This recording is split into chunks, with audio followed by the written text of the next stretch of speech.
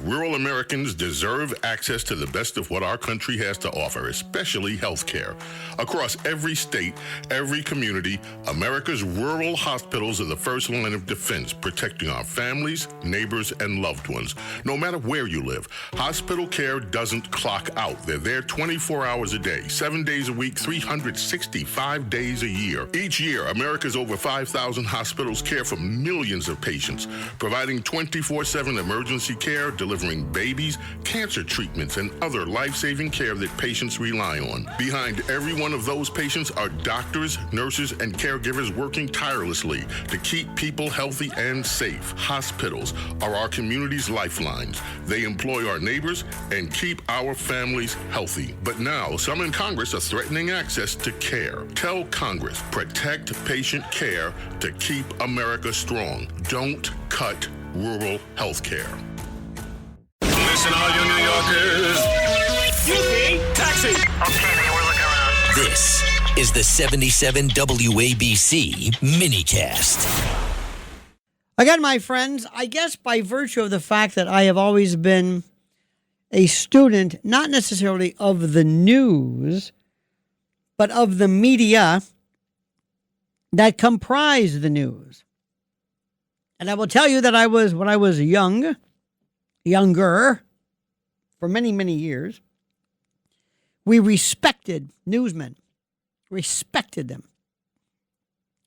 When you look at, my God, Cronkite, I don't know if folks today can recognize, maybe if there's, I don't think there's anybody today that had the gravitas, the respect that he had. There was a story reputedly occurring after the Tet Offensive in 1968, I believe, when Cronkite basically said, the war is over. We're not going to win. That's it. I mean, do you know what that is? It was just unheard of. And they went through such pains removing that from the news. And they would say it's a commentary, and they made no bones. It was super clear, absolutely, that this was his opinion. This was commentary and not news. Today, there's no indication, there's no concern whatsoever. And Lyndon Johnson purportedly said, if I've lost Cronkite, I've lost Middle America. That's how big he was. That's what CBS meant. That was it. And then growing up, people like Roger Mudd and Charles Kuralt and Douglas Edwards and Charles Collingwood and Marvin Kalb and Bernard Kalb. I just went down the list. Each one of them sounded professorial, academic, and literate, and just erudite, and it was so respectful. Everybody. I mean, without a doubt, there was nobody that was a joke. Nobody. The idea of calling him a joke is a way, it was just unheard of. And then came the most important character ever that cemented the fate of the joke newsman. And that was, of course, Ted Baxter on Mary Tyler Moore. Nobody had ever thought of having a newsman that was a joke. Now listen to what I'm telling you. This is how different it was. In even our cultural entertainment platforms, we never had anything that was remotely considered to be the connotation, the suggestion of the individual, of the anchor as a joke. In fact, when Ted Baxter came along, I think Walter Cronkite was on for like 10 more years. He wasn't even close to retiring.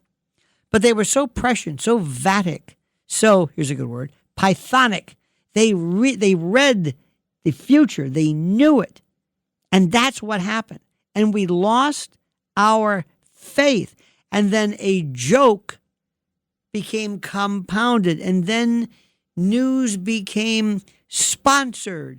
And then it became glib. And local was a little different. But then it started.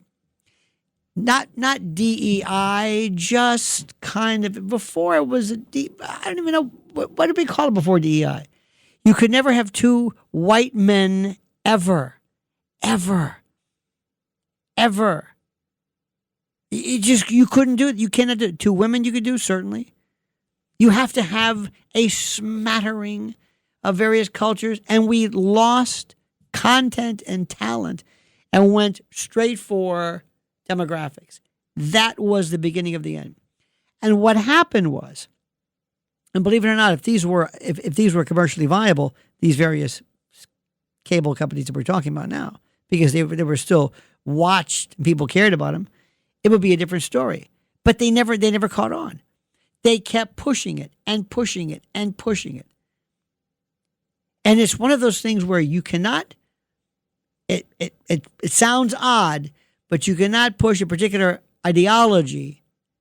But then again, Fox did it. Fox was unabashedly conservative. They're number one. How does that work? And this is what people really don't want to talk about. Why is Fox number one and these aren't? Simple. Because the majority of the people, either the majority of the people who watch cable or the majority of people who matter, do not want to hear this infantile, silly messaging. And it's happening. But right now, CBS, Barry Weiss, who I just love. She is just, she's going to come in and run CNN. There is going to be a mutiny like you cannot believe. And today, remember the New York Times, they did this. I have a very simple story. If I ran the show, anybody who stood up and complained, get out. You don't have to be here. It's insubordination. Goodbye. See ya. Gone. Go find someplace else. You have no right to speak up. You're not on the board. You're just an employee. I'm sorry to say that. But and when they have these town hall meetings, I would love to be a fly on the wall because you're gonna hear about this, because people are gonna go nuts because they feel like this is our news and I can't take this. Excuse me, who are you? And here's the best part. We've moved on to this. The news is now everything. It's not pigeonholed in this old world of 6 o'clock. It's incredible. Absolutely incredible.